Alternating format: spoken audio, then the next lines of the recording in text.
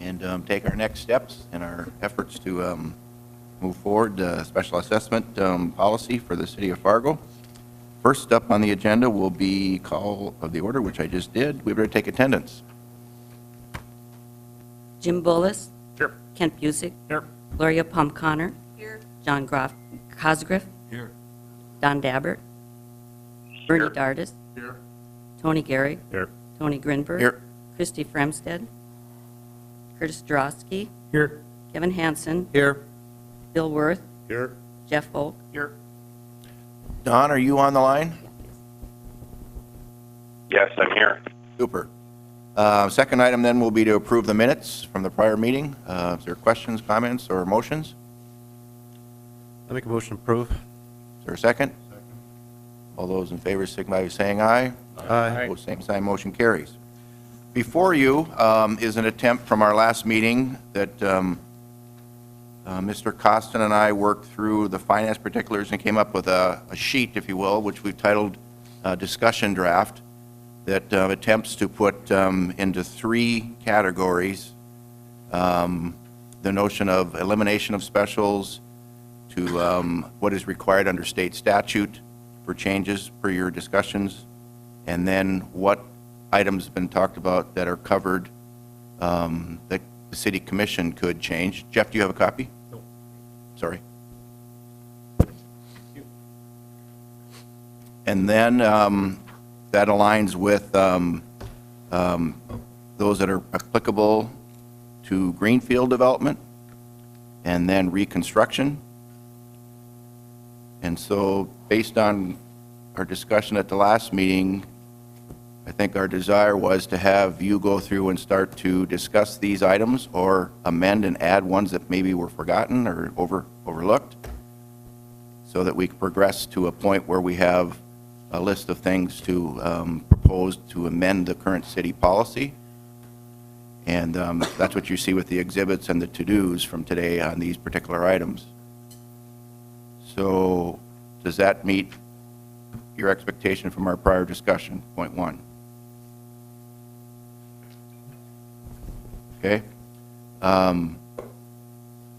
The second item I just mentioned, the mayor and I visited briefly on this, and it would seem to make sense, when we look at our timeline, that as a result of today's work, that'll move us closer to items you want to focus on. It might require some additional information. And then any action by the city commission, the thought at this time would be probably early February. And one of the key drivers of that would be to what the legislature does with that grant fund, so that city commission action adopting any new policy would also factor in a potential $25 million biennium into the city of Fargo as a grant line for this topic. So that was at least a thought, if you will, as far as how we go about this. So I'll stop there and answer any questions. Welcome Commissioner Gehrig back to the task force. And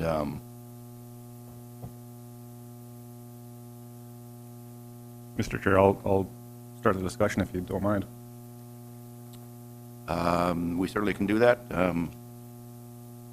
Also would like to look at the task force who's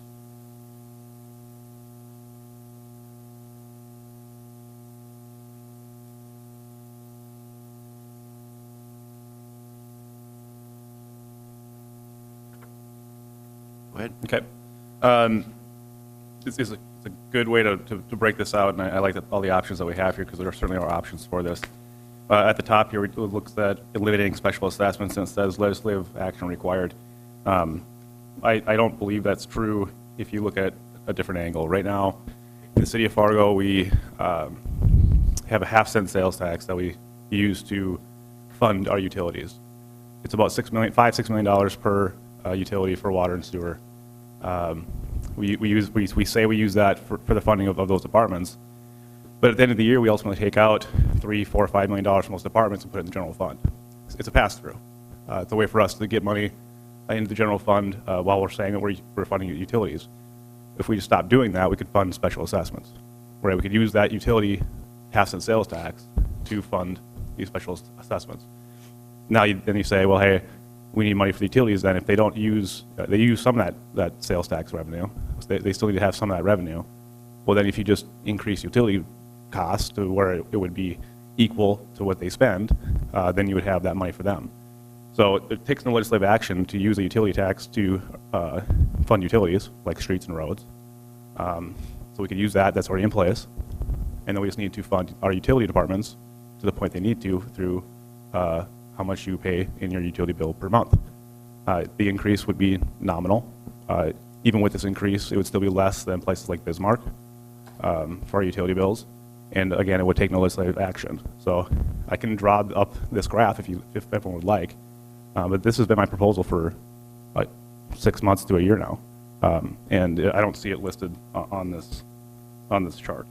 So that's the proposal I'm putting forward is use utilities to fund utilities, use the half-cent sales tax to fund infrastructure that's already in place, and poof, it's done.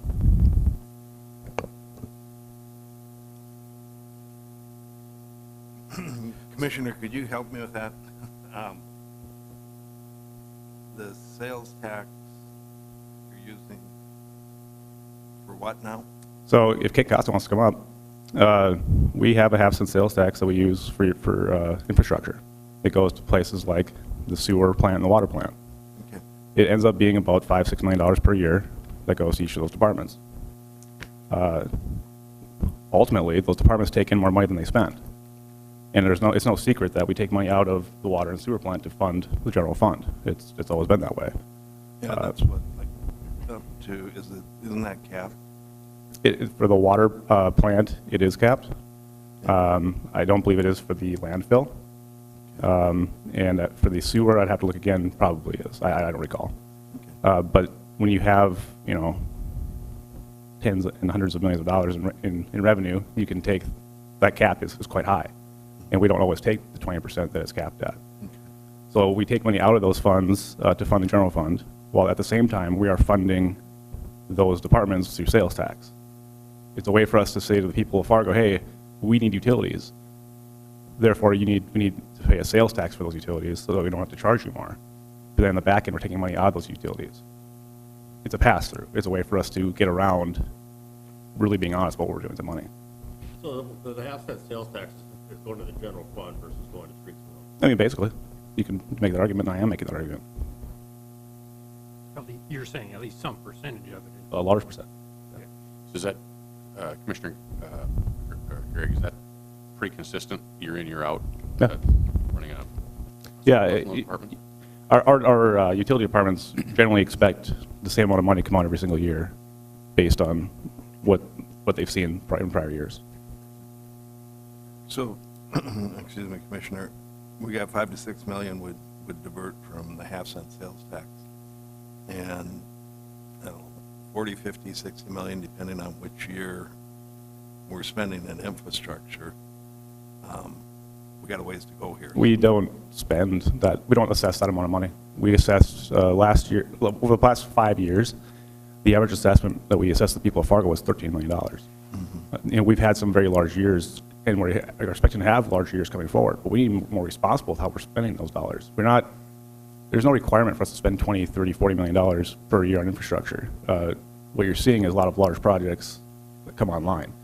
We need to be more prudent about prioritizing those things. And hey, if we need more money, then we can talk about other additional taxes. But I don't think that we do at this point. Like I said, in 2015, I think it was like $4 or $5 million that we assessed people of Fargo. Only 5 years later, we're assessing them $25 million. Why would there be such a large leap? Why is there such a disparity in those years? So I think that in your packet, at one point, you had what we've assessed people over the last 5, 10 years, and then what we are looking to assess people in the future. There shouldn't be huge ebbs and flows. If there is, however, there can be an account for that. There can be an account that's set. So if we're taking, let's say, $50 million per year for this half-cent sales tax, we need $7 million to be assessed, right? Well, you still have $8 million in that account. So then if the next year you need to do 21, and you have $15 million coming in that next year, that money is sitting there for that, just like any bank account. So if there is ebbs and flows, that's like any account, we just need to manage that more. Yeah, I'm just struggling there. We do have a closed system, so if we move money from one source to another. I mean, at the end of the day, as citizens, we have to pay for the infrastructure. We have to pay for all the functions of government. I was just trying to figure out, if we take the half cent, it's kind of like pushing on a balloon. Where is it going to come out the other side? Well, I think I just described that. It would be to fund the utilities to the plant that need to be funded at. So if that means right now your sewer bill is $16. If that needs to be 20 instead, which is by percentage-wise a large increase, but dollars and cents-wise it's a very small increase, and it would still make us far cheaper than almost every city in North Dakota, we would have millions of dollars in revenue right there. If your water bill is averaging $30 a month and needs to go to $35 a month, people say, well, it's a large increase percentage-wise. Well, it's not a large increase when you look at the dollars and cents of it, and we would still be far less than most cities in the state of North Dakota. Our utilities are artificially low because we partly subsidize them with a half-cent sales tax. That's the crux of the argument. That half-cent sales tax could be used more wisely, and we've always said that we want our utilities to fund themselves. You've heard this said numerous times. Well, in essence, they don't. And it's because we take money from those accounts, and we funded them with a half-cent sales tax. Well, if that's the same half-cent sales tax when it was originally instituted, was because the city had deferred maintenance for so long that we had water mains breaking all winter long, failures across the entire system. And so we had to find a way to kind of shore that up. And I just worry as we go forward that we have a short-term fix for long-term pain, and that we don't get back into that situation where we've got crumbling infrastructure, as so many cities do. And so I'm just, maybe that's something that we could look at, because I'd like to see how the dollars move back and forth around there, because I'll make sure that is written up and shown, because I would assume by this point that would have been shown by now. But no one is suggesting to not do infrastructure. No one is suggesting that we stop. It's just how we fund it. And the current system we use, we profit as a city. We put $1.5 million into our general fund from the account that's supposed to be used for special assessments, and that account is quite large. There's millions and millions of dollars in that account. So if we're profiting off of this, special assessments were never meant to be a profit-making machine. So if we're profiting, then we're doing something wrong. We're taking too much. And we need to find a way to give that back to the people. And I think that having a system where you have that half-cent sales tax that's already in place, and then you use the utilities, which everyone uses, you spread that weight further out, and you're not making a profit off of it. You're just funding your utilities. So again, no one is suggesting we just don't do infrastructure. That's not at all what my plan is. Okay. But I think we have enough money. We're just taking too much. Yeah, I was just concerned that the half-cent sales tax doesn't, I did not think half-cent sales tax solves the problem. Well, one of the thoughts that I'd have, and I like the concept of whatever we end up doing, and I would like to see this committee, it seems to me at this stage we should have a number of ideas, right? I mean, to think about doing things differently, and I still think property taxes themselves have a role in this, in the sense of, I would, as a homeowner, would like to know, okay, if I pay my property taxes, this pays for everything. I have no more surprises. I have nothing to worry about. So whether it's a sales tax or, hey, your property taxes are going to go up by 25 or 50 bucks a month, but then specials are infrastructure, sidewalks, utilities, new sidewalks, those kind of things are in a fund that are funded out of property taxes. At the end of the day, I think what I would like to see us do is at least have some options for new versus existing, different ways of paying it, whether it's a sales tax, whether it's property taxes. But to me, it's a budgeting thing. I think, to Commissioner's point, nobody's saying we're not going to have repair bills and the streets need to be improved. It's how do we pay for it? And to me, it's a budgeting process of making sure that we don't surprise people. People that are on fixed income need to have that planning where they don't all of a sudden get a bill in the mail that says, well, by the way, you owe $2,800, and they're thinking, I'm not going to get an increase. How do I do this?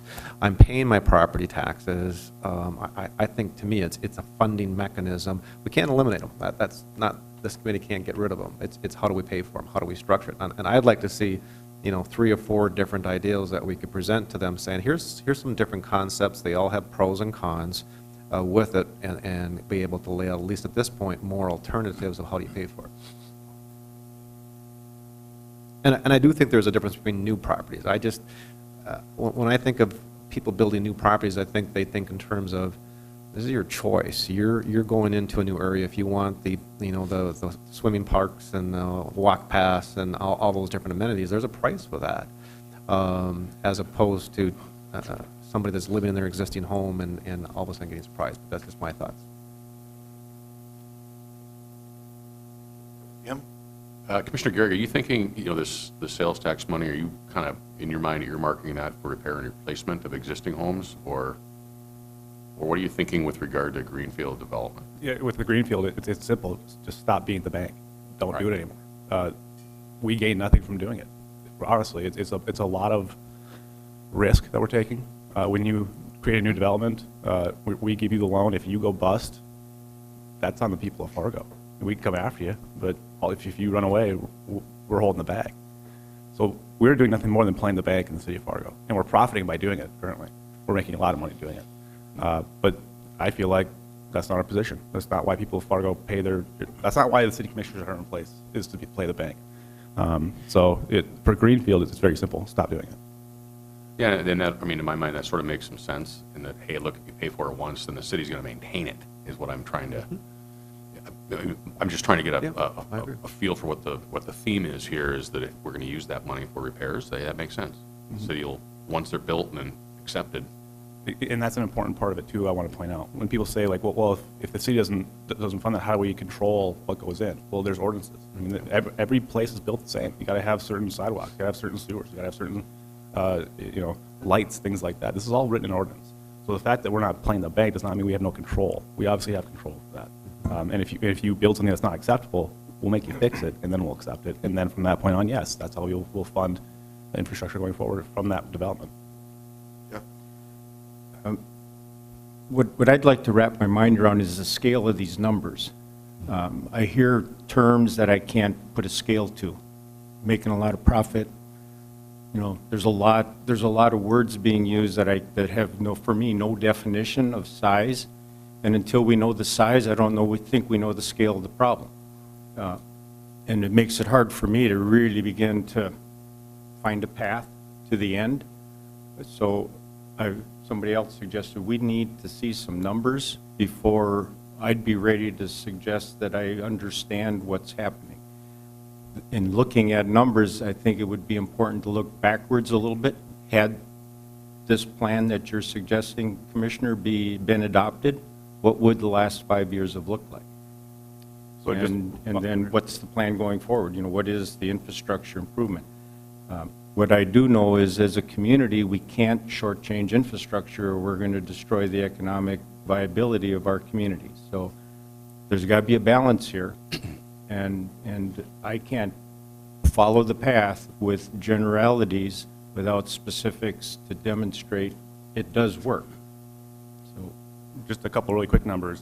Over the last 5 years, we've taken $7.5 million out of the assessment fund and put it into the general fund, because we're making a profit off of it. Is that total or each year? That each year we took $1.5 million out, and we put it into the general fund to fund whatever, not assessment-related material, not even infrastructure.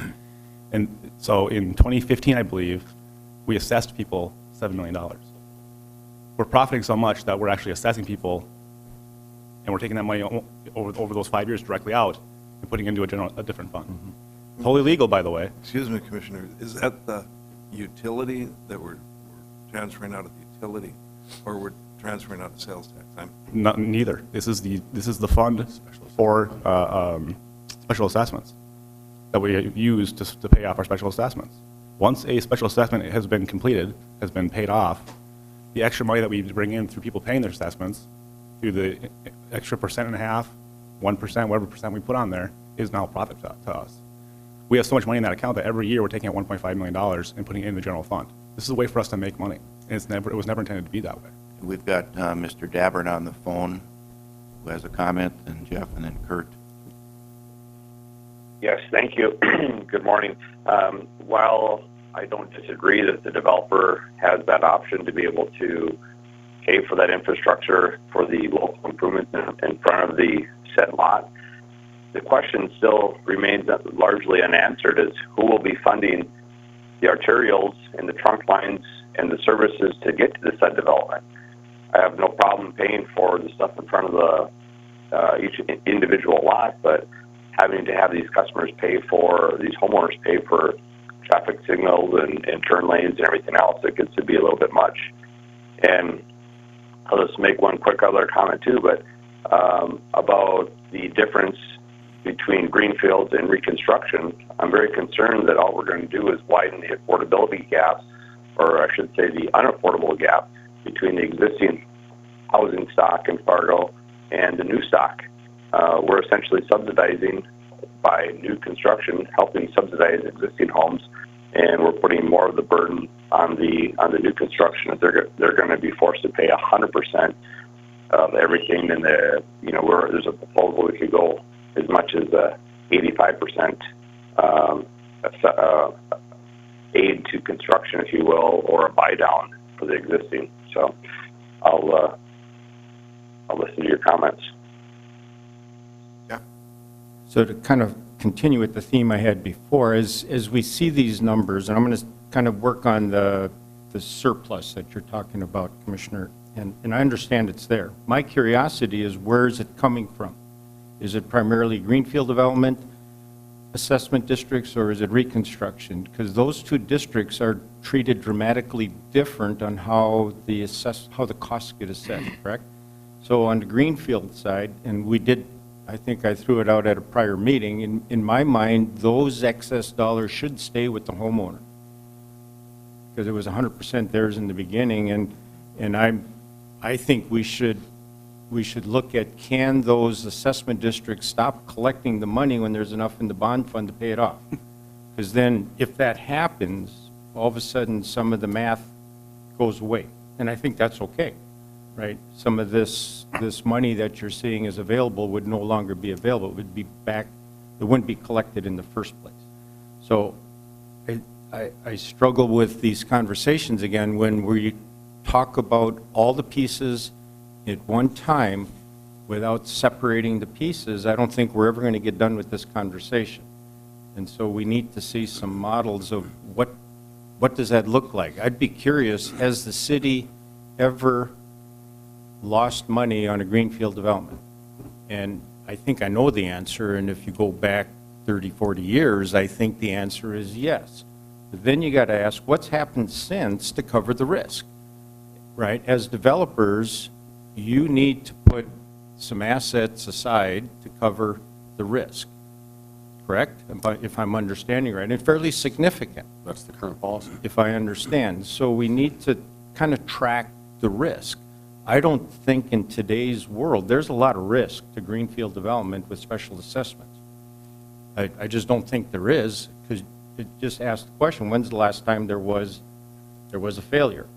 And when a failure does come, who covers the risk? And again, I'd like to see that those dots connected to clearly understand it, because it's really a risk management thing we're talking about. So it's, again, I struggle when I hear all these things wrapped up in one big conversation. Until we separate them, I'm having a hard time connecting all these dots here on really starting to parcel it apart and figure out, can we deal with a piece, come to a conclusion, deal with another piece, come to a conclusion, and then where are we at in our conversation? And we need to separate greenfield from redevelopment. I think we need to separate your local roads from your arterials, from your collector roads. Until we're prepared to talk about all that, I don't think we're going to be able to really make this conversation meaningful. I'm going to have Kent think about coming up and responding, and then I'm going to go to Kurt. I had, excuse me, I've got a couple of questions to Tony here. Looking at the 2018 capital improvement plan that was provided to us, granted this is a plan, on page 5, if anybody has it in their book, they can look. it's called the funding for the streets, basically. And it says we're gonna, the plan was to, excuse me, special assess almost $9 million just for the streets. And that's only a handful of the roads that the city actually undertook. And then if you go to page 7, or not 7, page 6, for arterial roadway projects, it says they're assessing another $9 million for a total of almost $17 million. So I'm not sure the math adds up with what the plan was for 18 if you're talking 5 on 2 different accounts, right? That's 10, No. and we're talking 17 total. So back to the question down there is, what is the true magnitude of what's going on? What do we need to fund? Because the numbers I'm seeing with what you're proposing would not fund what I'm seeing. Granted, I don't know what the 19 plan is going forward. The numbers don't add up to me with what I have for information. But I'm going to change topics just slightly. We do need to split the collectors from the Greenfield to the artillery, but they're combined. If you look at 19th Avenue North up in North Fargo, west of 94 or 29, that was all expanded here in the last couple of years, right? Part of that, in my opinion, is because the city wanted to get Mid-America Steel out of downtown Fargo and put them up in that part of the town. That street was expanded because of that. How did that road get paid for? How is it getting paid for going forward? Are the property owners getting hit because that was a new development? Is that a split 50-50? 50 to the left, 50 to the right for the road itself? Are the water mains all part of the city tax you're talking about? Is that how that gets paid for? Or does that come out of the 50-50 split? I don't know. There's just a lot of questions, especially with that being arterial road. How is that getting paid for? And it's really being put there because there's another addition north of 19th Avenue, the Laverne addition, where a developer is developing that whole area up there for infrastructure. And that's all new development, but that road really enables that development. But yet, the property owners that were there, I believe, are getting part of that bill. I don't know how much, but. Ken? While he's approaching, Tony, can I respond just to the, so you're talking about how our plan for spending isn't matching the income for that half-cent sales tax? It shouldn't. We're doing too much. And ultimately, what we've done over some years is we've bid so much work out that we couldn't even complete. We couldn't do if we couldn't get to it. But we also bid ourselves up. The contractors know there's so much work they can ask for more money, and there's fewer of them to do it. So we actually have to get outside contractors to do some of this work. So we've run into that plan before. I've talked to Bruce Grubb, our city administrator, about, hey, if we did a little bit less, if we did $5 million less, if we didn't do 25 million, we did 20 or 17 or 15, is that the end of the world? And, me and him had conversations about what we could do versus those two scenarios. So no, they want to spend $28 million. They want to special assess $28 million in a couple of years here. That's too much. And it's putting a huge burden on homeowners. And it's not just about work that gets done. It's about how do you afford that as a homeowner. If you get a $20,000 assessment, that's a big deal. If you're an apartment owner, a fourplex, and they assess you $100,000, that could ruin you, right? And that's the scenario that has happened. So that's another part of the conversation. So no, it shouldn't equal that. The half-cent sales tax is about $15, $16 million. That's where we should be looking. That should be our goal for year-to-year spending. And as the city grows, that half-cent sales tax will grow naturally through more people spending more money. Thank you for allowing me to clarify the magnitude. I talked about that a couple of meetings ago, and I pulled out my slide. I think it's slide number 7 here. It says, what is the magnitude of our use of special assessments for project financing? And it goes from a high in 2017 of it's 2016 of 77 million. That was the peak. And the lowest number on the chart for the last 10 years was 2011 at about 10.8 million. But if you bounce through the numbers, 27 million, 37 million, 25 million, 27, 27, 42, 34. It's a significant magnitude based upon the current deployment of infrastructure within our city. Some of that is greenfields, and some of that's new construction. And all I can tell you about the separation between the two is our engineering department makes an attempt to balance our CIPs every year so that we do some reconstruction, we keep up with that. We do some new developments, and again, those come and go based upon the demands of the community. So the volatility of this number is evident in what I am just sharing with you. It goes up and it goes down based upon the demands of the community. So it seems that you would need to look at that volatility issue. How could you handle a hot market if there was a strong demand on this community, short of just saying we can't do it, we don't have the money. So our approach in the past has been to try to make that growth happen. But again, I just want to share, because that question about magnitude and how we discern the needs of greenfields and reconstruction, that's part of our CIP planning process.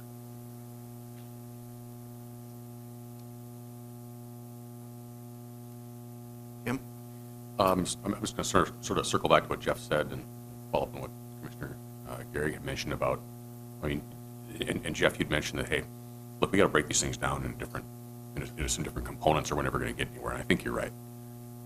And one of the things I've been thinking about is, of course, greenfields. It's kind of a hot button issue, I think, in my world, but is there anybody, you know, I've listened to the prior meetings, and I'm still a little confused as to what the big civic benefit is to special assessing these improvements.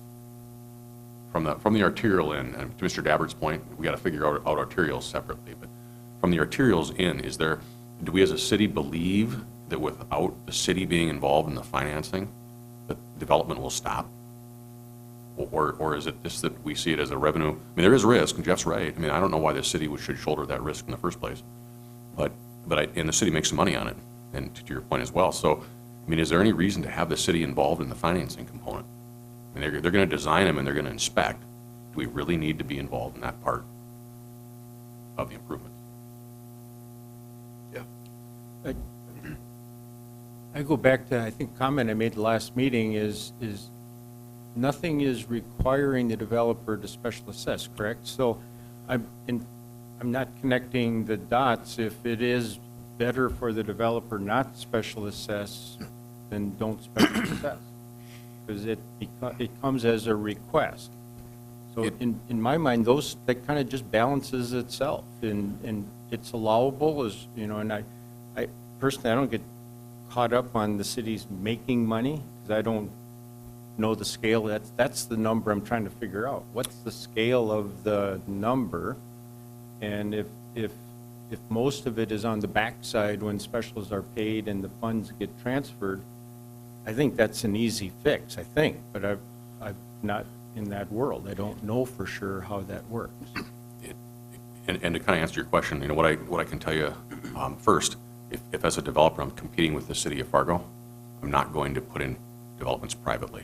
And I won't do that because I don't know when Fargo is going to change their plan and start paying for certain aspects of improvements that I may have had to pay for out of my pocket.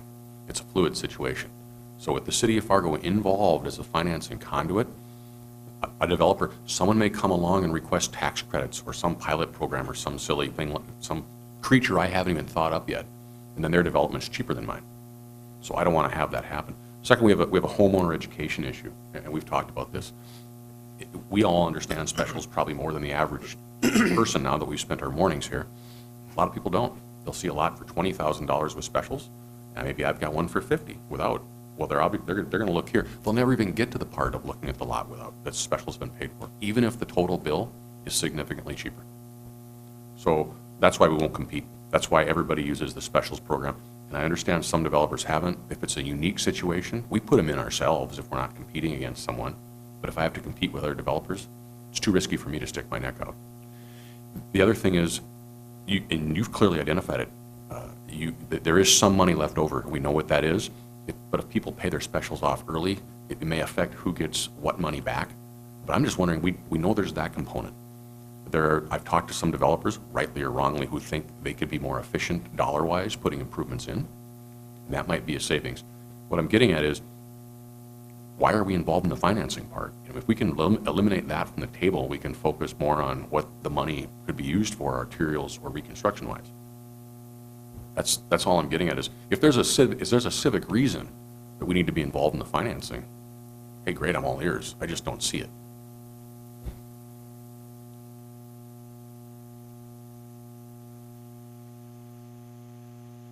That'd be one way to take one of the pieces off the pie right away. Just get rid of it. Cool, Great. let's do that. Well, not, you don't get rid of it, but, My, Yeah. go ahead. Gloria, then Jeff. my concern in doing that is we would have to do it gradually over time because the impact to the community, as far as I'm concerned, from a resale standpoint, to Jim's point, the homes that are higher priced, again, go back to the point that I've made several times, when homeowners are looking, they're looking in price ranges because they're qualified for that. They're not even looking at what the special assessments add on top of that. So if we have a development with the specials built into the home price and one that's not, those homeowners are going to be severely impacted in the resale of their home. So if we choose to do this, my recommendation is we figure out a way to do it gradually over time so those home prices equalize. Jeff? So, Jim, I'm still, and you answered similar last time. When you say you can't compete with the city, that tells me that's the most economical way to install infrastructure, which is best for the community, if that's true. I don't know if that's true, but when I hear I can't compete on price, and I'm assuming it's price, maybe it's other things, but I'm going, that tells me that is an economical way, and if it is, it's going to be better for the homeowners if they can get in with less cost. And I guess, and you just sort of touched on it, it isn't the cost of the improvements. I know we can do way better, because we can. We've shown it on our private projects. So I'm confident we can put it in cheaper and get just as high quality. What we're saying here is that if you have houses that are priced at, say, $250,000, and then there's an asterisk that says, oh, by the way, special assessments to be determined later, versus a house that is now $300,000 maybe, or $275,000, homeowners aren't that sophisticated, and you're going to make it much more difficult to sell the homes in a greenfield development with the specials paid, because all of the facts are in front of that new buyer. And right now, we kind of mask it with this specials program, and that's why, I think there may be some merit to doing that or trying to equalize it. I personally think it'd be out of the market in about 1 year. It would be a painful year for new people trying to sell they're selling new homes, but at least it'd be out of the way. But from an actual cost of the improvements, I don't think we're doing the taxpayer any big service by putting them in the way we do it and special assessing them. I think we're making it more expensive. That's all. I think it actually hides what Kevin brought up a meeting or two ago in regards to the transparency. It hides things from the buyers that they're not thinking about. And it does come back and hit them 2-3 years down the road. So, Jeff? Isn't the challenge down the road where there's other improvements going on that weren't local streets? So again, I think the conversation is getting clouded with the original construction of the local street. I kind of understand that. But when you start talking collector and arterials, don't those become the unknowns 3 years down the road, 5 years down the road? Because by the time the homeowner's in their house, the local street is done. And the uncertainty becomes, how am I being treated for that new 19th Avenue that's being built, the new whatever? Is that not the uncertainty that we're talking about?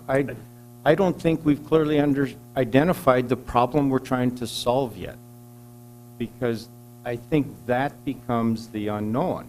Because again, when somebody buys the house, the street is done in front of them. The sewer's in, the water's in, the sidewalk's normally in, the street lights are up, and I got my house. Then they know what those costs are.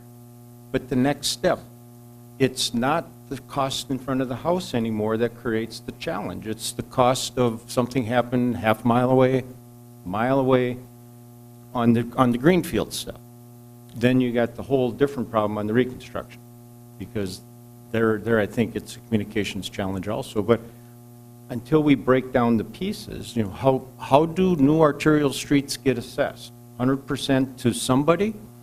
How do collector streets? Does the city even separate the designations as they do infrastructure and assessments? Is there something in that area that needs to be talked about? Again, I don't think the problem is the local street.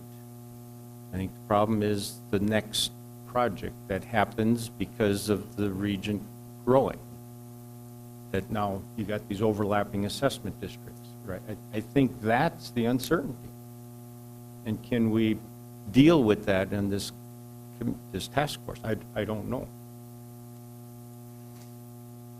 Bernie? Yeah. You know, I think sometimes what we do in special assessments is, it is the financing mechanism, and I think we have to talk about financing mechanism, and Jeff, as you said, reconstruction and greenfields. But in the greenfields, what I've seen is the city tries to lessen the impact, and so when you first, you know, move into a new greenfield petition, it's partially assessed, and they'll leave, you know, the sidewalks of it. And so what happens to the poor homeowner, the new homeowner, is Kevin, they come in, they've got their payment, their budget figured out, and then a year later, they put sidewalks in and assess a little bit more. And then maybe a year or 2 years after that, they come in and put the wear course in. So during construction, the road gets kind of tore up, so you have a nice road when it's done.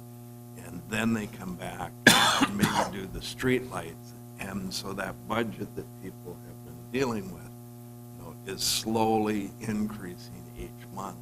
And I don't think as a city, we've probably done the best job telling people this is what you need to anticipate. You know, the other thing that happens on top of all that is typically if it's a new home and there's a new home exemption for 2 years, about the time they're getting all the specials loaded up, the 2-year property tax exemption, the incentive to build and buy that new home all kick in. And so part of it, I think, is education. Maybe there's some things that we can do up front, but I do think we're going to have to kind of work on a grid mechanism that says new construction versus replacement, repair and replacement, and special assessment or no special assessment.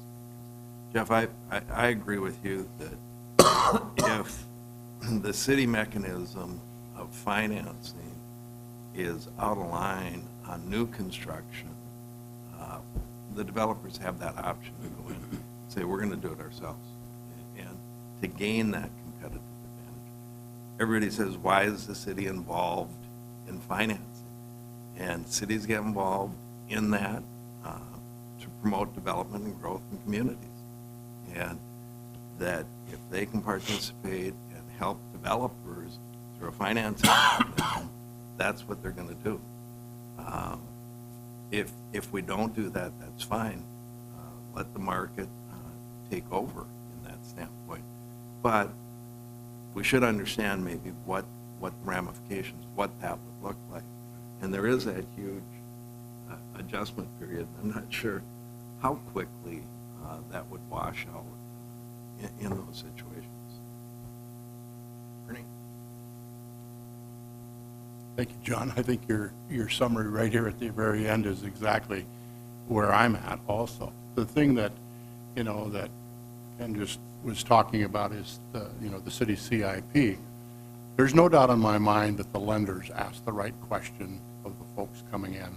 You know, are you aware of what all the, you know, the specials are you're facing? There's no doubt that the realtors do a great job, and even the home builders. I think that that's all part of a dialogue that takes place, but it is the unknown. It's the future. And, you know, I think that as cities, there needs to be more transparency on how you communicate what that future developments are going to be, what the CIP is, what is the game plan for improvements in those, because that's the thing that surprises everybody and catches them and puts their security at risk as to whether or not they can continue to live in there. The discussions about separating greenfields and reconstruction, there's no question in my mind that that's exactly what we have to do, because there's from a public's perspective of what they're watching us do, what they watch commissions do on a weekly or monthly basis, that's the most feedback that I've got in the short term that I've been a commissioner. The one thing that does concern me when we start talking about some of the points that Commissioner Gehrig has made about excess revenues in some of these buckets, that is disconcerting at the very least to the public, that there's any of these that are serious profit margins or profit revenues. And I think that that puts us, the city, anybody that's an elected official, at an adversarial position, because they're going to think, well, if engineering at 11%, an administrative fee at 6%, and an increase of 1.5% over whatever the bond rate is, these are all things that the public is going to be looking at. Everybody at this table, everybody that's sitting over here that's an employee of the city, that they don't trust us, quite honestly. So and I really wanted to listen to make sure that there's a lot of folks at this table that agree with my thought process. I think that the most important thing that we can do is know the facts. And the facts are, what are the utility fees and what is collected versus what it costs the city? Okay, that should be is in black and white in one of the first handouts that we got. And the same would go on these special assessment districts if, because the specials are paid off or it comes to a conclusion that there's a pot of money that's going to go roll back over into the general fund, that's where we need to be accountable to the public, in my mind, as commissioners or as task force members. Because the citizens are being taxed at half cent here, whether it's for the diversion, whether it's for streets or whatever the case might be. But if these revenues supersede what the costs are, that's what we have to address. And that is a major portion of this whole discussion about special assessments. It's all the tangents of these that lead up to why in the hell are my special assessments what they are. So I think we need to go back.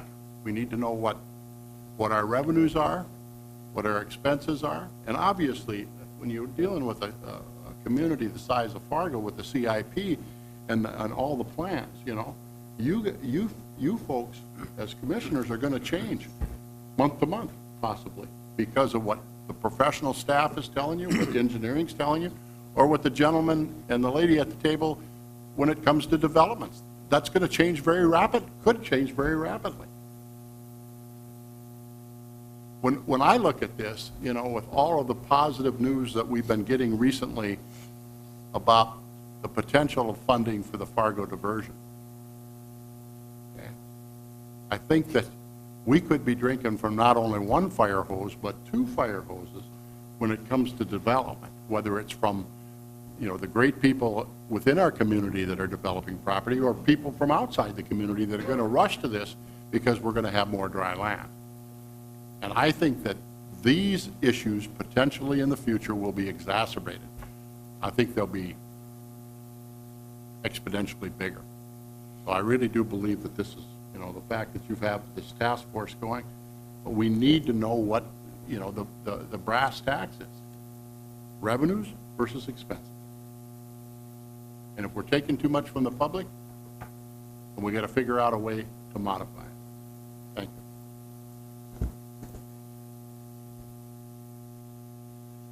you. Just really quick, that's easy math. We know every project that we assessed and how much we took in for it.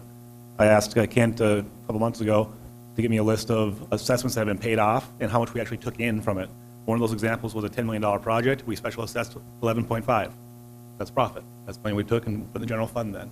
So we can ask Kent to get a list of the last 15 special assessments that have been paid off and how much we actually took in for those assessments, and you will all see that we are making a ton of money playing the bank. And that's why we continue to do it. The government likes getting more money. One other point, and this is new to me, okay? When it comes to applying sales tax and buying down some of these, that's a volatile thing. You know, I've watched the sales tax figures for over a year in the city of West Fargo, and Fargo is no different. You know, your numbers are bigger than ours, but they're no different. 1 month it's this, 1 month it's this, 1 month it's this. And it could be the missing reporting times. There's all kinds of variables as to why. So with regard to the city administrator and the finance people, that number can fluctuate, you know, by literally millions of dollars on a given month. So I understand that and why there has to be some built-ins as to why, you know, to fund this or to have some excesses in the buckets in order for that to deal with that. But I wanted to make that point, is I do know that that's not an exact science either as to what your sales tax collections are going to be.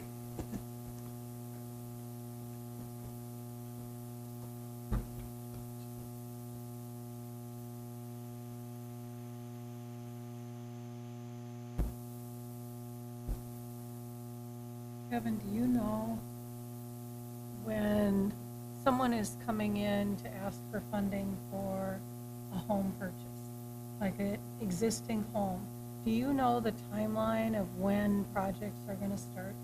Like 3 years down the road, and you're able to say to this person, you know, this is the property tax, this is what you have, what you're looking at for specials down the road? And it's a great question, and certainly in fact, we actually have the customer sign a letter saying, you know, be aware specials could increase the price, and even when you call the city, and I don't think that they're not doing it because they can't, they just don't know. I think even the city workers are saying, hey, it hasn't been assessed yet, we don't really know. It's that unknown factor of what's going to come, and certainly the newer development that you live in, to Jeff's point, you have auxiliary roads coming in, and maybe these things aren't done yet. So it's very difficult to give them that information, and as a bank, you just try and warn them, hey, this could happen, and we don't know, and that's an unknown risk. So you look at budget, and unfortunately, most people come in, this is what I can afford, and they want to go right up to that level, and you just try and say that you try and warn them, but at the end of the day, they make the decision. One point I will make too is that in a lot of communities, we are somewhat unique in allowing specials to be assumed. A lot of communities will make, if you sell the property, the specials have to be paid off, to the point of trying to compare properties. One's 250 with 50,000 of specials, one's 300 without specials. A lot of communities, you can't have them assumed. If the property transfers, the specials have to be paid, so it takes that out of the equation a little bit, and we are a little bit unique in the country for allowing that to happen. Curious, is that a local? I think it's state, at county, maybe at a county level, Tony.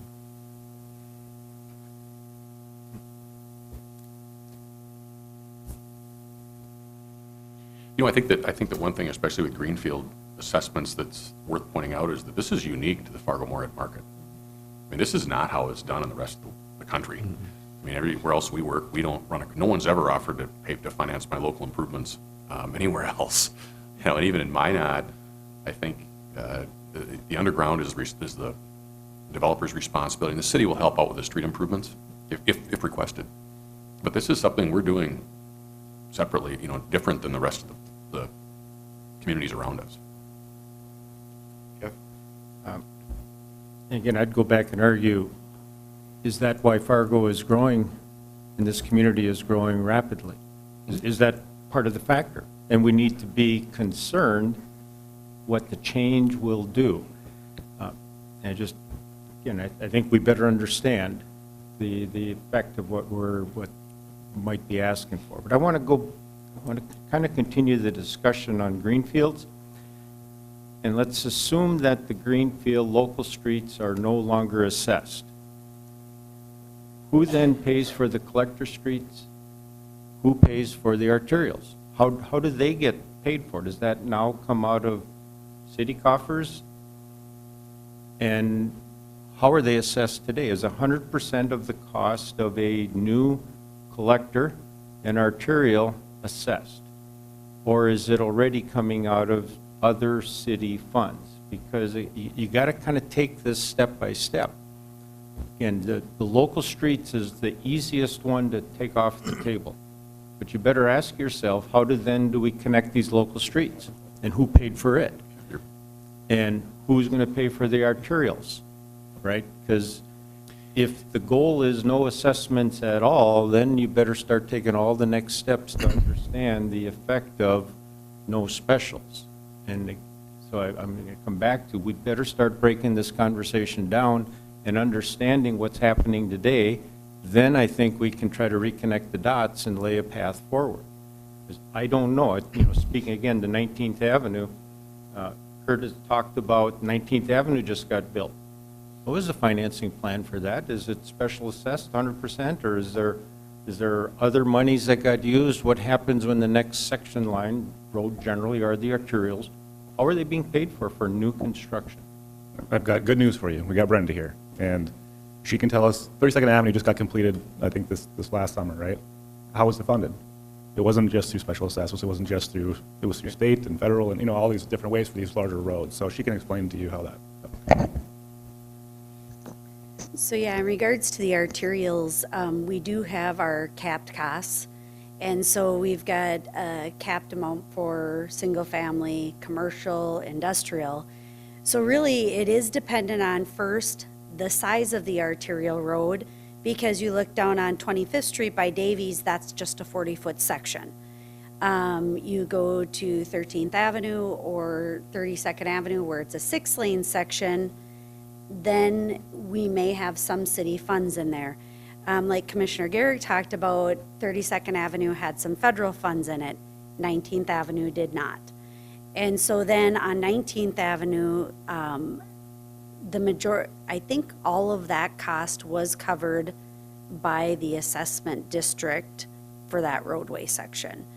And so, those are some of the discussions we've been having too.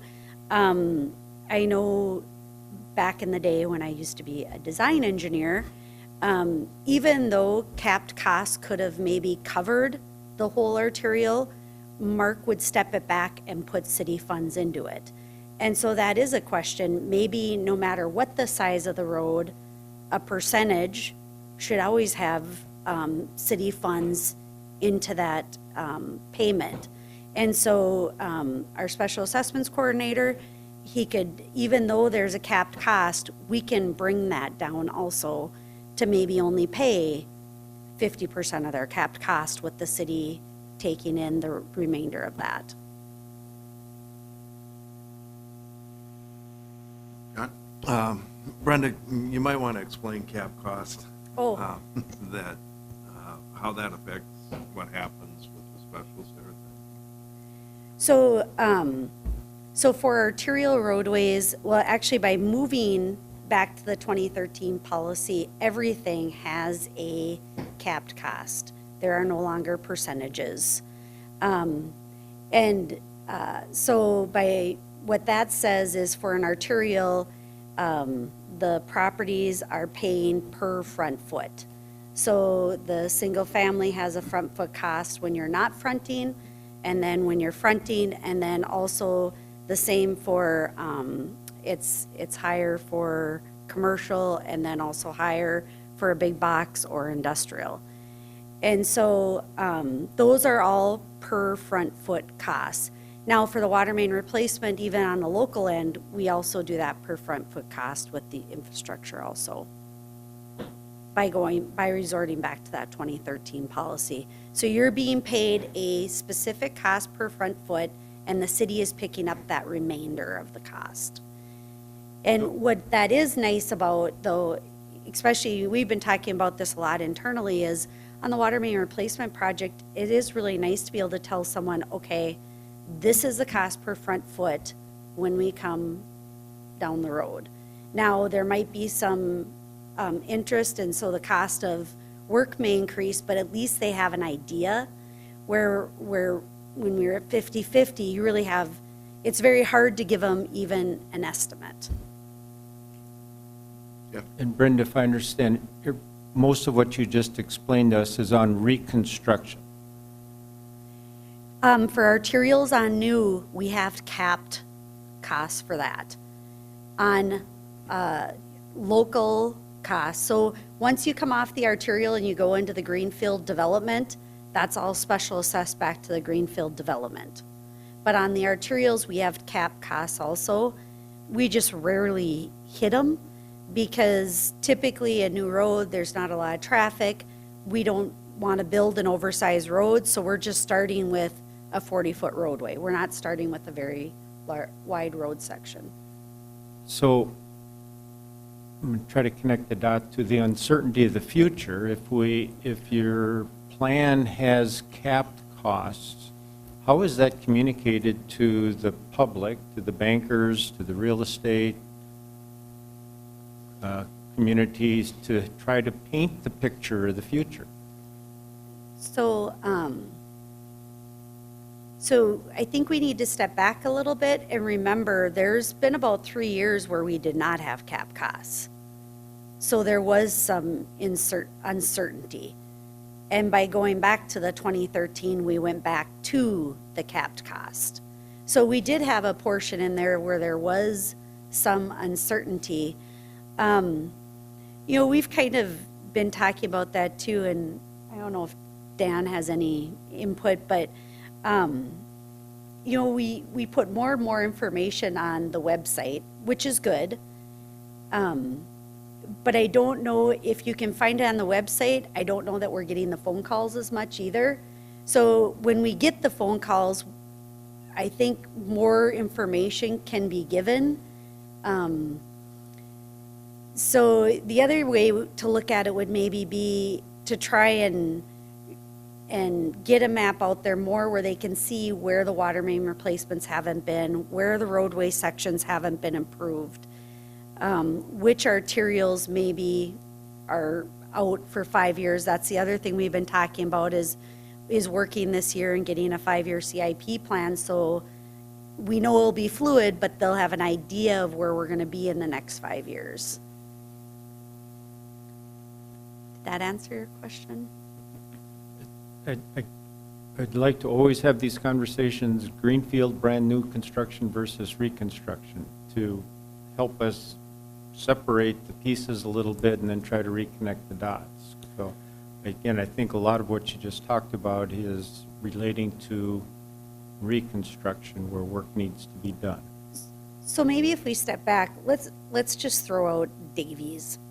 That's really a good one, right? Okay. So Davies started building. We had to bring in 25th Street. We had to bring in the infrastructure to 25th Street. So we brought a 40-foot wide roadway down to service Davies. Well, there wasn't any residential development around Davies at that time. So we put a roadway section in.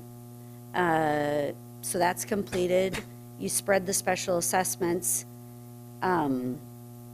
Probably about the time the specials are starting to get spread, then you start the development popping up.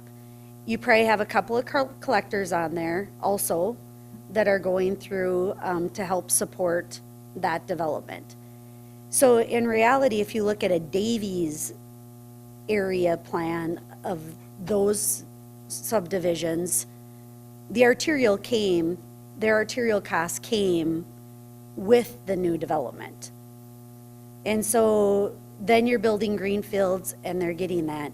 So step back and say, okay, now greenfields aren't being special assessed. So then if you would stay back with the city's gonna build the arterials, whether it's gonna be completely paid for by the city, then they wouldn't have that special assessment. But if we went back to how it was, you'd say, okay, your locals are yours, but you're still gonna have an assessment for a portion of that arterial. Now let's go forward 60 years. Maybe it's so developed down there now, we have to add another lane. So now maybe we're a 5-lane section. Then we'll look back at maybe they paid 20% of their cap. So there will be some cost assessed back to them because they still aren't at their cap for an arterial.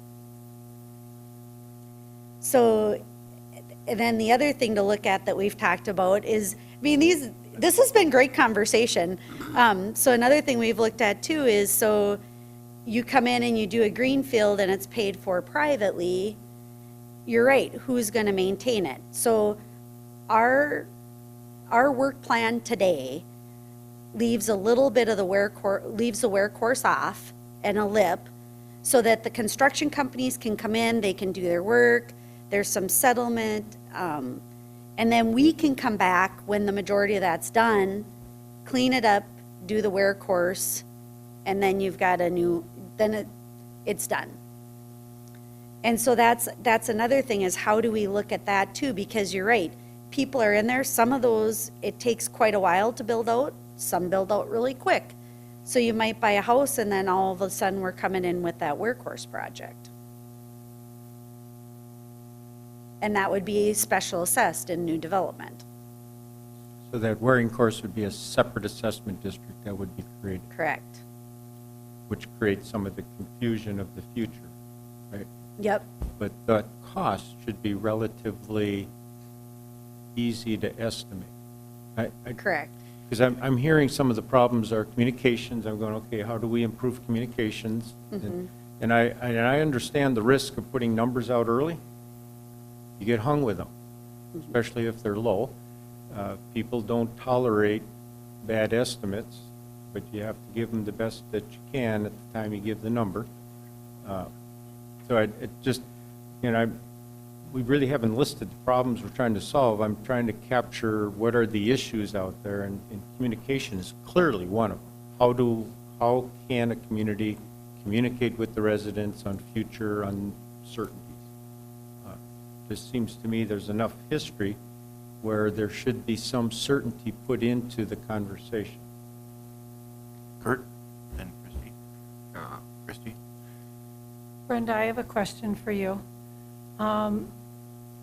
When you talk about 32nd Avenue being an arterial and it received federal funds, but yet you talk about 19th Avenue as being an arterial and it did not receive federal funds, why does one receive federal funds and the other one doesn't? So typically our federal funded projects have to be requested about 5 years before they're even constructed. So we have to look ahead, and then we have to request them. They go through the North Dakota DOT, they review the projects, and then they select which projects they're gonna put their so like 32nd Avenue was an urban roads project. And so we've got a few different programs in the federal monies program. And so 32nd Avenue was an urban roads project. And so it's just a matter of how those get put into the selection, and that they have to be put in 5 years ahead, and then they get slated out 5 years. So we have to wait for those monies to come before we can do that work. So some of it is a process. Correct. And then it kind of goes back to what Kevin was talking about as a potential homeowner, and they're looking at everything. And Kevin says, oh yeah, but wait a minute, specials are going to be around the corner. We don't know how that plays into it, but we know there's going to be a huge cost to that. But if there's not a timeline laid out, the people that are looking in the older districts have no idea that a project is happening, especially on arterial roads, if they aren't applied for, if funding hasn't been applied in a timely manner ahead of time. I'm not saying that correctly probably, but you know what I'm trying to say? So a few things. There's only, there's only so much urban roads money and it's delivered statewide. So you only have so much money that's given to you, and then the request has to be made in advance. Now, 13th Avenue, for instance, there's been no federal money for those improvements either. So that's a project that was, especially along the West Acres area, that was really in need of an improvement. It was a rural section, just had never been tackled to be urbanized. And so with the pedestrian safety issues, it was a project that really needed to be upgraded. And so that was a project that we scheduled in and then moved that forward through specials and city funds. And so one of the things we've been talking about internally is, probably the furthest we could go out is a 5-year CIP. It's been on our wish list to do for quite a while, and we're just going to tackle it and try and get that 5-year plan set out so people have an understanding. There's very few single families that actually front arterials, and those are mostly east of I-94 or north of I-94 and east of I-29. And those are some of the areas that we're looking at, that we're thinking that funding has to adjust a little bit, that we need to figure out a different way, just like our North Broadway. They're just never going to be the 6-lane arterial. If you look at 13th Avenue east of 25th Street, that's going to be what it is forever. It's still going to be an arterial. A lot of people use it. It's a roadway network that takes you from east to west, but it's never going to be a big roadway section. So we need to look at how we help those single-family homeowners with those funding mechanisms.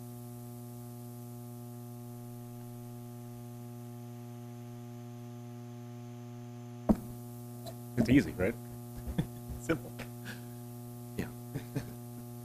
Everything's simple. So, from what I'm understanding, we kind of have, at least what I'm hearing, is there's like 3 different categories we want to talk about. Local roads for Greenfield, arterials and collectors, and then repairs of all other local streets, or the maintenance of them over time. Is that everybody kind of on board with that? Kind of 3 categories? No, I think on the reconstruction, you got to be thinking local streets and arterials and collectors separate. I think that's 2 conversations. I'm putting arterials and collectors together as one for everything, whether it's repair or new, because most of the new like Brenda was talking about on 13th Avenue, that was an expansion of an existing road. So I kind of lumped them all together. The arterials and collectors, I think, need to be handled as one, no matter if it's new, repair, or whatever. I think that will simplify what we're trying to do. So are those the 3 categories we think we could all agree on? Those 3 different discussions here? Repair, replacement of existing arterials, and then greenfields, are those kind of the 3? I'm trying to distinguish between just simply reconstruction and greenfields. You're just adding arterials into the mix. How that be covered? Is that Correct. Because the city was talking about it already, that they want to do something different, especially with like the Broadways and the tents and the universities and those types of streets. I believe those should all be handled through something besides assessments. At the risk of completely spinning off in a whole different direction here, when it comes to reconstruction or whatever, are we of the belief that there shouldn't be any specials at all, or is there some threshold we think that, hey, look, when your road gets completely rebuilt, the city's going to assess, kind of like they do with the cap, do they pick a number? So at least we're going to offset some of this cost somehow? Or is that just too hard? My opinion is that we should at least try to have it so that there's a fund to pay for it.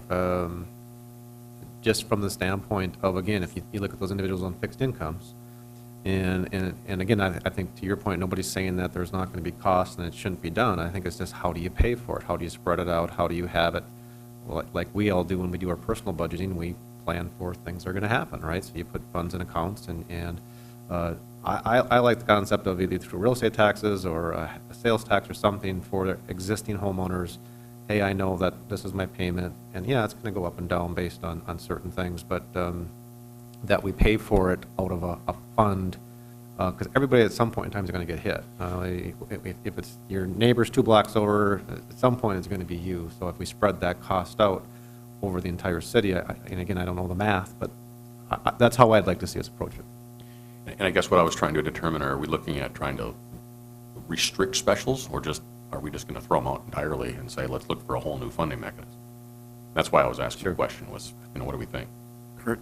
I think at least from what I heard at the city commission meeting when the task force was being proposed, was that they want this group to put some options out there, and I would contend that one of those options should be getting rid of specials as an entirety, and then what are the other options? Obviously one option would be to stay with status quo, right? Mm-hmm. We could stay with what we got today and deal with it. That's the second option. And then Tony's throwing out a third option that I'm not exactly sure the details of that one, but that's another option. And I think that's what we're supposed to do. Yeah, it's the review of funding methodology, look at alternatives, financing or funding. And then what's not specifically in the scope also is cost. And I think there's been a lot of discussion about cost. And if the direction of the task force is not to dwell on cost, but go into funding, that's one avenue, or should it be both? Because this matrix here shows a lot of things that you've talked about that address cost.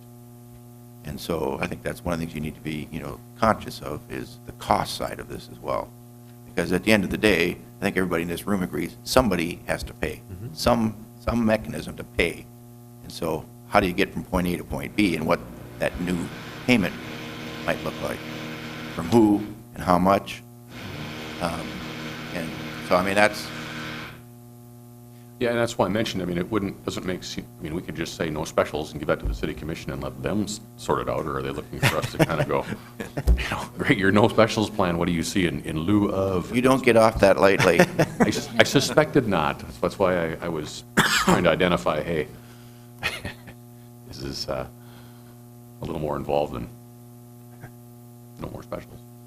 Maybe, I'm looking at the clock and again thinking, what are the proper next steps? And so chime in, but I'm listening, again thinking that we need some kind of survey instrument to get you to weight these issues, so there's something that comes from, great dialogue to what do you think at your computer screen, and ranking kind of a deal with this list or anything else you want to put on it.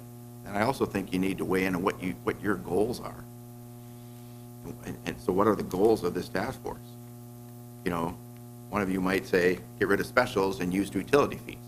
Another one you might say, well, I already have my specials paid. Why should I pay my increased utility fees for somebody else's specials? Those are the things we kind of get out there. Say, what are your goals? And if it's reconstruction, what should be the goal? If it's greenfields, what should be the underlying goal? And I'll contribute to that. And we have some kind of a consensus building on the goals, and then rank the items to get there. And that's what I'm thinking as I'm listening to all this. Just so I'm clear, when we get the list, can we vote? Do we have to vote for one, or can we vote for all the ones we like? Approval voting. You can do whatever you want. I go there. When does that take place? Well, I think this is intended to be a start to bring your ideas in, and this certainly would have to be modified, but you could have, of all these things, rank 1 through 5. Highest importance to you, 1, don't really care. I'm just thinking out loud to get some kind of, mechanism or a tool to get us to a point where what you think, because we could meet 10 more times, and I think we're going to still be talking the same things, but we've got to get to a point that comes to a goal. What is the goal? Is it simply just different funding mechanisms? Cost? And there's a number of things that affect cost here. Kent? Okay. You look like you were going to say something. Can this be distributed electronically? I don't know if it's an Excel or Word document. I did it in Excel, finished it up last night. Okay, because I think it would be helpful to be able to build on it, if you will, to provide some input. John? Jeff, I do like your idea that, you know, it may get a little bit involved, but as we get down to this, I really do think we have to stress test the backside of it to say, if we do this, because what we're dealing with is very complex city finance mechanisms. And I think we're here today because there was an aggressive change to the 2013 policy that really shifted more to the homeowners and started this whole process. And so I think just looking at what seemed to be a small change that wasn't really widely discussed at the commission level has had a big impact on the backside. And so I think we really need to be careful in that at the end of the day, as taxpayers, we're paying for this one way or another. And then this may shock all of you, but I want to say something nice about special assessments. They're the only tax that have to show, and you can argue maybe they don't show it directly, has to show direct benefit to the property that pays them. And I like that type of tax, that if I'm paying a tax, I know it's going exactly to that project. Each time we step back and get more indirect taxes, then, Commissioner, as you say, the confusion over where everything's moving around and what the true cost of it actually gets more rather than less. So, you know, special assessments to me have always been a financing mechanism, and we do have to also then look to the cost side too. To add on, if I can, the other thing that happened about 13 was happening in that time frame is the economy changed dramatically on the cost of construction. With everything that happened in western North Dakota, all of a sudden costs just spiraled high. And those are costs that we can't control. I get it, they're costs, but the economy is going to control a lot of what happens to cost. And I'm not suggesting we don't try to minimize costs, but we have to be careful we don't sacrifice standards and we don't do things to public infrastructure that simply pushes the cost bucket down the road. There's all kinds of research out there that tells you skimp on the front side, you pay a whole bunch on the back side. If you defer maintenance too long, you just simply add costs. So there needs to be the engineering and the science behind this needs to be also recognized as we try to fine tune. I think I look at this, I didn't come with the goal of eliminating assessments, and I said it right out of the chute. I don't think that's the answer. I'm trying to listen to the issues and ask the question, can we deal with it? What are the issues? What's the chatter? We heard a lot during the last election. What was driving that, and what is it that can solve that? What are the residents saying of confusion, and how can we solve that? Can we break down the issues into small enough pieces and try to solve a series of them? I said the last meeting, and Commissioner Gary, I don't think you were here, I said, I'd like to watch Bismarck, who just said they're going no specials. Love to see what that community looks like 5 years from now. What did it do? I don't know that I want this community to be the test when another one's willing to put it out there. I'm just concerned a dramatic change. I'm not suggesting no change. I think there are all kinds of things we could do to make it better. Let's try to do it a little bit at a time and not with a sledgehammer. Let's just kind of tear it apart and put it back together. See what seems to make sense on the backside.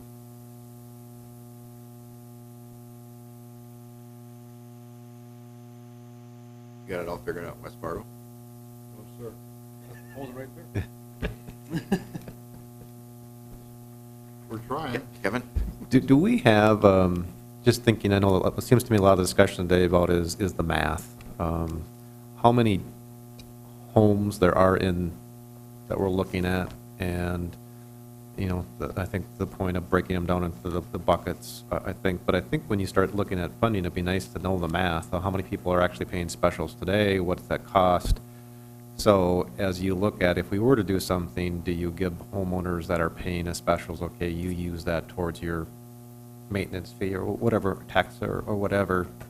So I think that you could come up with some creative solutions to gradually get into it, but it would be nice to understand the fundamentals of what are we, you know, how many homeowners are we talking? What, you know, if we were to assess every home, is it $10, is it $20? What's the math? There's one number that everyone should know by now. We are $500 million in debt as the city of Fargo due just to special assessments. That's a dramatic, that could destroy the city, no problem, you know. So that's what I'm saying, we're taking a dramatic risk here. It's a $500 million risk for a city of our size. So that's the total that we owe on it. That's new and existing, all those other things. And yes, we made payments coming in funded that risk. But what if they didn't? What if something happened? What if a development went bad or there was some sort of natural disaster and people left their homes and didn't pay that bill? It's a dramatic risk that we don't need to be taking. So that's why I want options too. I want to see what it looks like without specials. I want to see what it looks like with less specials. We know what it looks like today. And we owe the people of Fargo to give them 3 or more options to say, here's what it could look like. Now you guys decide. I don't even want the commissioner to decide. I want to vote. I want people to tell us. I'm telling you right now, people of Fargo hate this tax more than any other tax out there. And you can say nice things about it, but people are afraid of it. It worries them. They think about it. I had a neighbor knock my door just the other day and tell me that he was afraid of getting special assessed again. So we owe people options.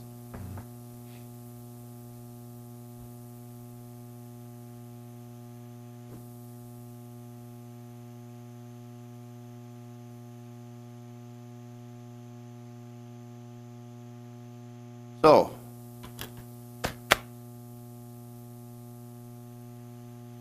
thoughts on having a document to rank and supply your thoughts on what the goals should be?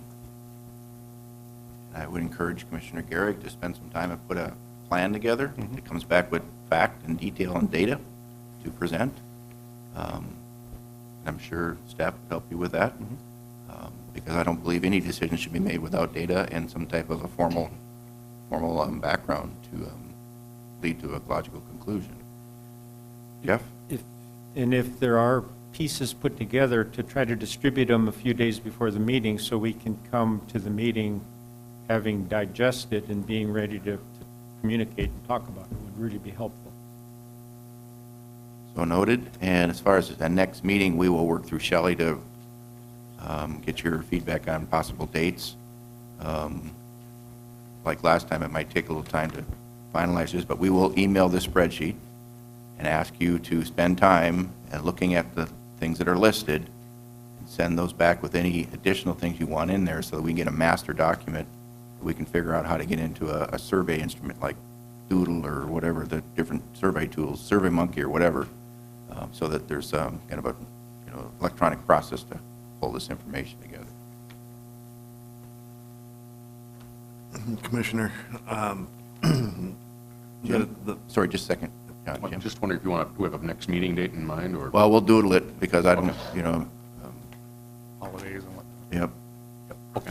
John? the 25 million in state funding is kind of a game changer too. So I don't know how we would kind of factor that in. It scares me when it's state funding because it can be there 1 year and gone after that. But I had a chat with Commissioner Bruce Grubb. Maybe he's the commissioner someday. Did Bruce leave? At least, my thoughts along that line is that, that can't be more than a 2 or 4 year, approach, because to your point, if we embed that in as an institution, what happens in 6 to 8 years? So whatever we end up doing and then the legislature passes, I think it has to be very incremental so that we're being prudent with the resource. The latest word still is that the legislature wants to fast track that and get it to the governor in January. So that's kind of that logic behind our earlier statement about coming together with a final policy if that happens in January and February at the commission level. The legislative intent is for ongoing. Intent's ongoing, but that's subject to oil prices. And gets back to asphalt costs. If gasoline and oil goes to $100 a barrel, guess what it's going to cost to do that wear coat? Anyway, Then maybe you just go to concrete. Back to construction costs. final comments, thoughts? Is that, be all right? Commissioner, the one thing we really didn't talk about, and I think we can get to that in the document, but I think there are some things here on the cost side, and that's probably the easiest part for this group to agree to, is things that we can do to hopefully lower the cost. That's a win across all sides of it there. And I really think we should ask staff to give us what they think some of the bigger impacts, cost savings.